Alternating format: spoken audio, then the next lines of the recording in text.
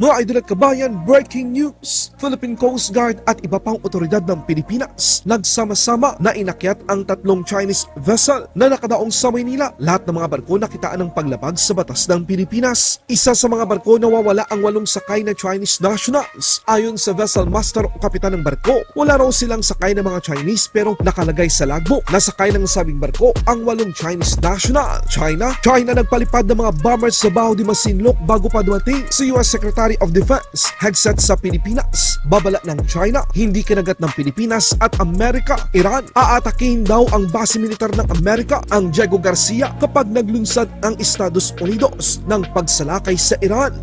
Hanggang salita lang. US President Trump inilahad sa media na delikado ngayon ang katayuan ng Iran dahil kapag hindi ito nakipag-usap sa Amerika patungkol sa nuclear deal, may masamang mangyayari sa kanila. My big preference is we work it out with Iran. But if we don't work it out, bad things are going to happen to Iran. Japan at Amerika lalabanan ang maling ginagawa ng China sa Indo-Pacific region.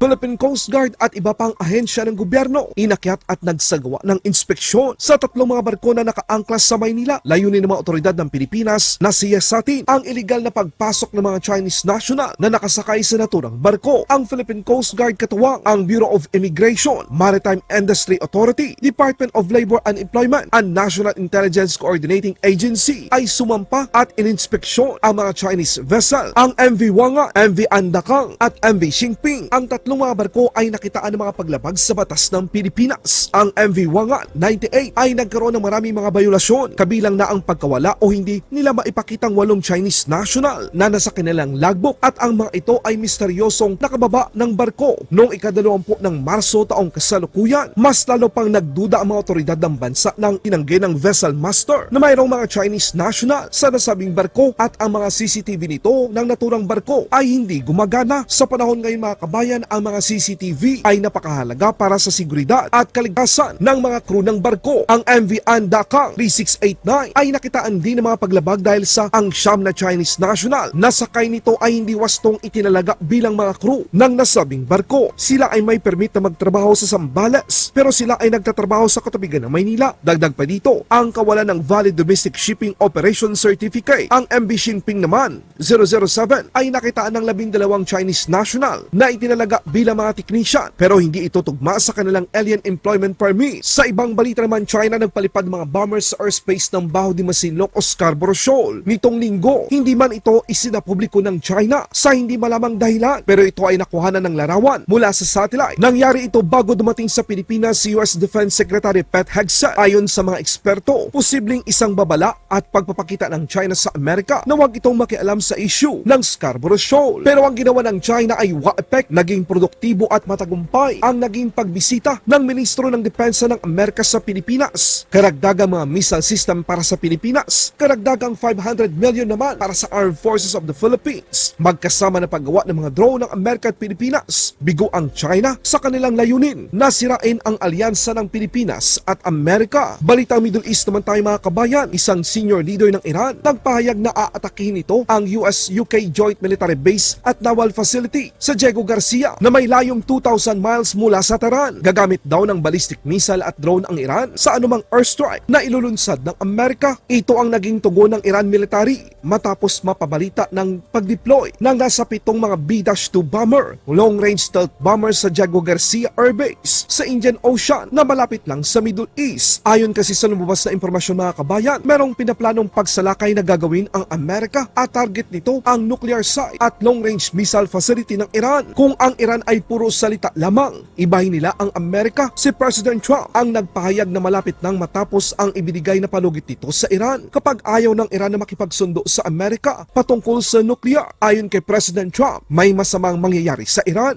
Well, we're going to see what happens with that. I'm getting reports on that, and we're looking at a report. You're right. They make a lot of drones. Iran makes a lot of drones. They make very effective drones, too. They do very effectively at some things, but Iran is very high on my list of things to watch. And as you probably know, I sent them a letter just recently, and I said, you're going to have to make a decision one way or the other. And we're going to either have to talk and talk it out, or Very bad things are going to happen to Iran, and I don't want that to happen. Sa ibang balita naman, Amerika at Japan lalabanan din ang maling gawain ng China. Mas malinaw na ngayon na ang ginagawa ng China ay isang paglabag sa mga karapatan ng maraming mga bansa. As you know, President Trump has said America will re-establish peace through strength. President Trump has also made it very clear, and we reiterate, we are going to put America first. But America first does not mean America alone. America's warriors stand shoulder to shoulder every day with their Japan Self-Defense Force counterparts. Our forces operate and train together across all domains to uphold deterrence. America and Japan stand firmly together in the face of aggressive and coercive actions by the Communist Chinese. America is committed to sustaining robust, ready, and credible deterrence in the Indo-Pacific, including across the Taiwan Strait. Japan would be on the front lines of any contingency we might face in the Western Pacific, and we stand together in support of each other. We have a robust alliance agenda that will strengthen our deterrence posture, keep the enemy guessing, creating dilemmas for them, and ensure that we achieve peace through strength, as I mentioned. This means ensuring that we have the right posture in Japan and the right capabilities forward deployed here, whether permanent or temporary. It also means expanding access to key terrain here in the first island chain, such as Japan's Southwest Islands. And certainly it means exercising together at those critical locations.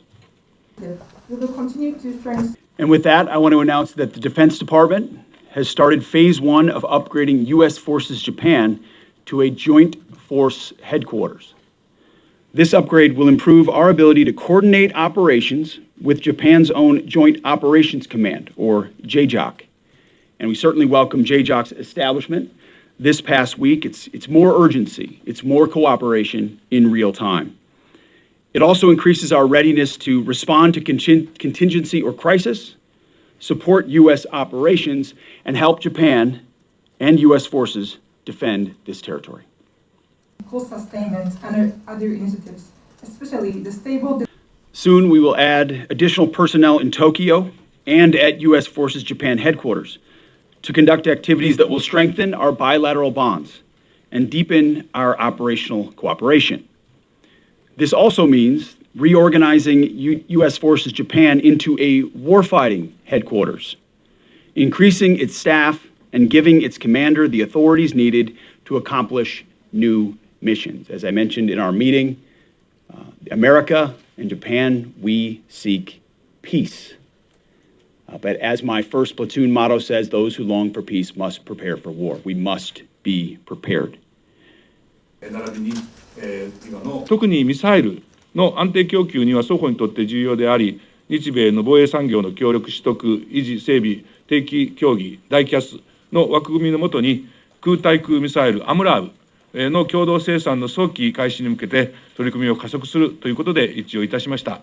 また、私から SM6 対空ミサイルについても共同生産の可能性を追求したところであります。Laban Pinas